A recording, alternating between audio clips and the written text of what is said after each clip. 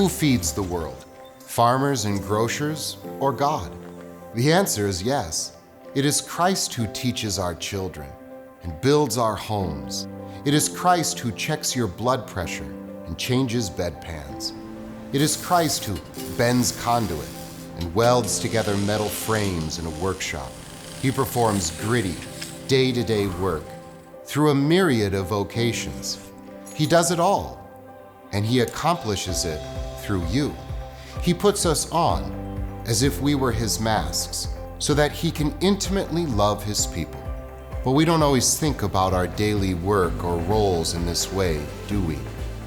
That's why I've written Vocation, the Setting for Human Flourishing, to explore the way God dispenses his extraordinary love to his people through ordinary individuals like you and me. Together we will ask questions. What does it mean to live a good life? And what is my purpose? And through this investigation, we will find a real and complete answer to these age-old questions. Think of the places and situations God has put you in right now. Perhaps you're a server working in a busy restaurant. Or you are a mother or father raising kids at home while working a full-time job at an office. Or maybe you're an artist creating your next project. Wherever you are, you will likely find in these places purpose, freedom, security, and even prosperity.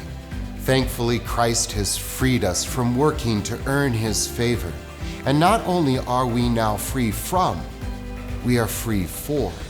We are free for the love of neighbor and for the flourishing of humanity.